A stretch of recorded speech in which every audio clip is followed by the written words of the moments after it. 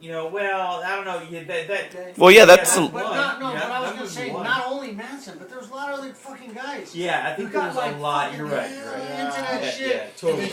We're talking about how John Lennon demystified his own lyrics.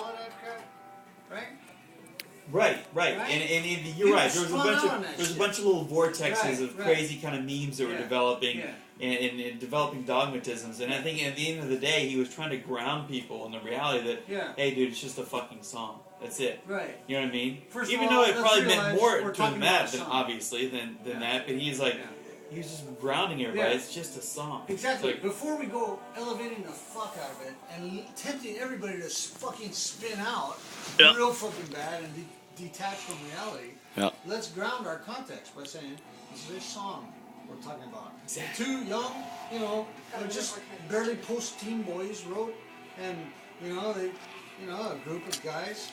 Couple guys from Liverpool. Yeah, they threw some shit together, and it was like the most simple, primitive roots in rock and roll, but it was so pure.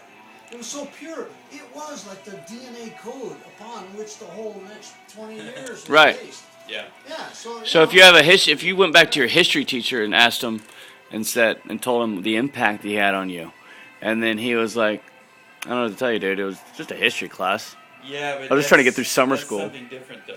Well, no. He's not talking about just people that had a grounded reality.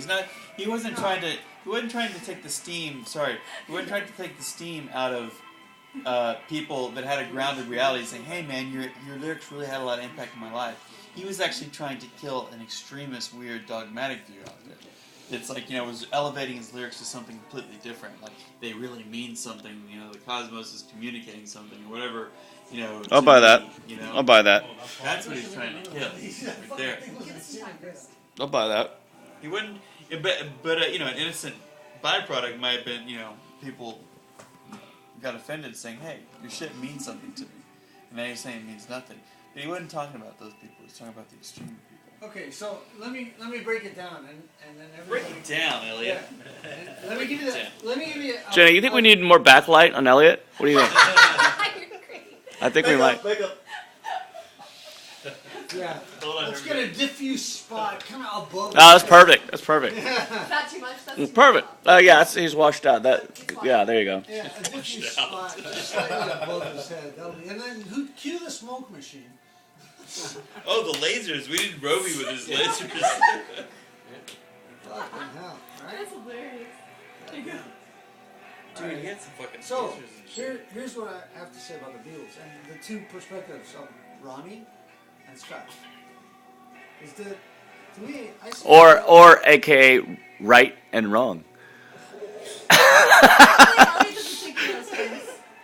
Hey. Thank you, sweetheart. He doesn't think right versus wrong. Yeah, I don't think in terms of right and wrong that much anymore, other than really extreme outlier situations.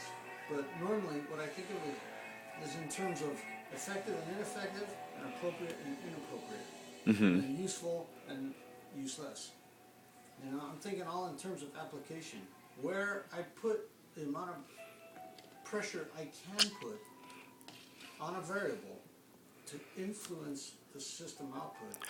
Okay, and let me interject real quick. This is going on YouTube as the John Lennon files, not why you shouldn't label right and wrong files. Right. So go back to. Yeah, he's trying. I'm kidding, by the way. Point, Okay. I'm kidding. I'm kidding. No, he's doing two things. He's saying right or wrong and bringing us to that point, and then he's saying, let's get back to it. Let's not exclude Alright, reality. don't exclude the subtle cues. Alright, here we go. So, what we got is we got a developmental thing going on here. We got a perspectival shift over time. Now, when he was a kid and he made those songs with McCartney, John Lennon was all fucking totally into it. Yeah, he believed in it, he was doing it with all his heart and soul and guts. And over the next decade or two, where he really started to get a perspective in consciousness and in music history, okay, that relativized what the Beatles were. It was pop. It was, it was great pop, it was classic pop, and it was pop. All right? It is the classical music of the pop culture, which still doesn't equal classic music when you start really looking at things from an intelligent musical perspective. These were beautiful acts of a beautiful, innocent child, not the act of a